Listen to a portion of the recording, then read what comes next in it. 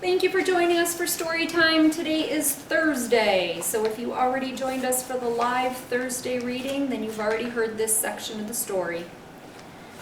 When Aldo came in to clean that night, it was clear right away that he was still upset. Richie called and said he thinks one of you is coming to Miss Becker's class, he said. I don't think that's a good idea. Me either, I squeaked loudly. Boing, boing, boing, Og agreed. Of course those kids love you, he said, calming down as he swept the floor. But the new kids need you too. It was true, just about everybody seemed to need a helpful hamster.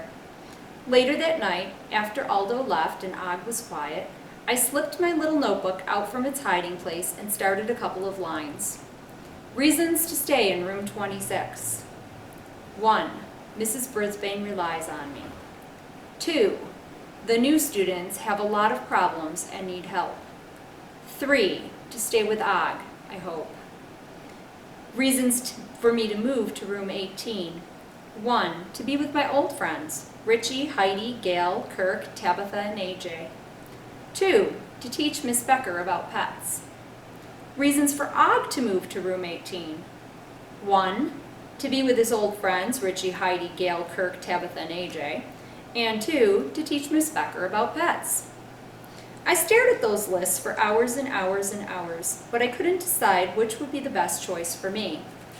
In the end, I wouldn't be able to make the decision anyway. But just before I tucked my notebook away for the night, I worked on my poem. Autumn, oh autumn, the golden leaves are blowing. Autumn, oh autumn, I don't know where I'm going. Humphrey's rules for school. Make sure you do your part to make your classroom a better place. The next day, I was pleased to see that Phoebe remembered her homework again. I was certainly glad I'd changed the card to make her the homework collector. Holly seemed really happy being helpful all day long, especially because Mrs. Brisbane kept her busy, busy, busy. Slow Down Simon had slowed down quite a bit because as door and line monitor, he had to wait for the rest of the students to line up. Hurry Up Harry was never tardy after recess or lunch because he had to leave when the other students did. And he was never late in the morning either. I guess the Idos still hadn't figured out that the living room clock was fast. Be Careful Kelsey was extremely careful when she handed Og out of his tank. Don't be scared, Og, she said. I'd never let anything happen to a special frog like you. Just Joey tidied up my cage again, even though it didn't really need it. When Mrs. Brisbane came to check on him, she told him he'd done such a good job. She'd let him train all future animal handlers. Joey was overjoyed. Did you hear that, Humphrey? He asked me later. I'm a trainer now, not just a handler. Mrs. Brisbane really trusts me. I could see Joey's job was doing him a lot of good. In fact, all the Brisbane's buddies seemed happy with their jobs, except 2 of them. Tall Paul and Small Paul had worked together to clear the bulletin board, but they still hadn't put anything up there. Mrs. Brisbane had taken out boxes full of art supplies and paper, maps and posters, but they just couldn't seem to agree on what to put up. Small Paul wanted to make the theme about autumn. Tall Paul wanted to make the theme about animals. Then Small Paul wanted the bulletin board to be about airplanes, and Tall Paul wanted it to be about cars. How about airplanes and cars? Transportation, Mrs. Brisbane suggested. The Pauls didn't think that those went together. I thought about the 2 Pauls and the fact that they didn't go together. I had obviously made an unsqueakably bad mistake when I decided to pair them up. Mrs. Brisbane, I don't think Paul G. and I make very good Brisbane's buddies, Small Paul told Mrs. Brisbane. Maybe you should switch us with somebody else. You have to learn to work with people who aren't like you, the teacher explained. You'll have to do it many times in your life. Small Paul looked miserable. He won't even try. And what about you? Are you trying? Mrs. Brisbane asked. Small Paul didn't answer. You can do it, Paul, I squeaked from my cage. Og tried to be encouraging too. Boing, boing, he twanged.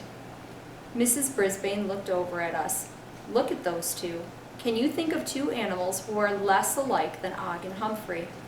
That's right, he's an amphibian, and I'm a mammal, I agreed. And yet, they share that table and actually seem to enjoy each other's company, Mrs. Brisbane continued. He's cold-blooded and I'm warm-blooded, I added. So I think two boys who are the same age and in the same class and both like things like planes and cars can learn to work together, don't you? Mrs. Brisbane certainly made sense to me. I guess, Paul said. He didn't sound convinced, though. So give it another try, Mrs. Brisbane told him, for Humphrey and Og, okay? I crossed my toes and hoped they'd try. They did have a chance to work together later in the day, but they didn't talk at all. They just stared down at the boxes of art supplies.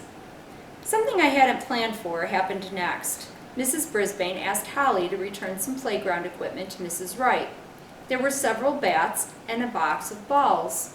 Helpful Holly had a little trouble carrying them all at once.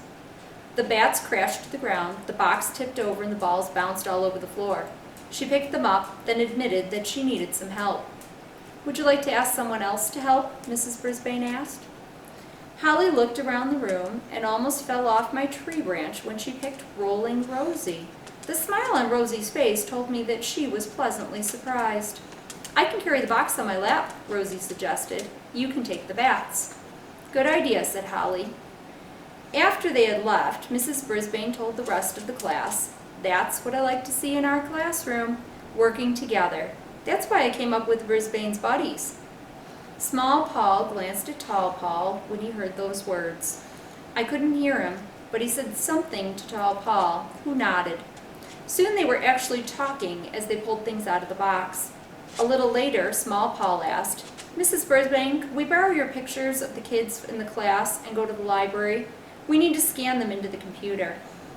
She was surprised, but of course she said yes and wrote a note to Mr. Fitch, the librarian. The Pauls were both smiling when they came back. After school, Mrs. Brisbane seemed unspeakably pleased with herself. Just before she left, she came over to our table to say goodbye. Brisbane's buddies seem to be working out, she said, even though I'm still not sure how those cards got switched around. Did Aldo do it? She laughed. You wouldn't tell on him if he did, which was true. That's the end of our story for tonight. We'll have to continue again another night. Have a good night, sweet dreams. I miss you all, and hopefully we'll see each other soon. Bye-bye.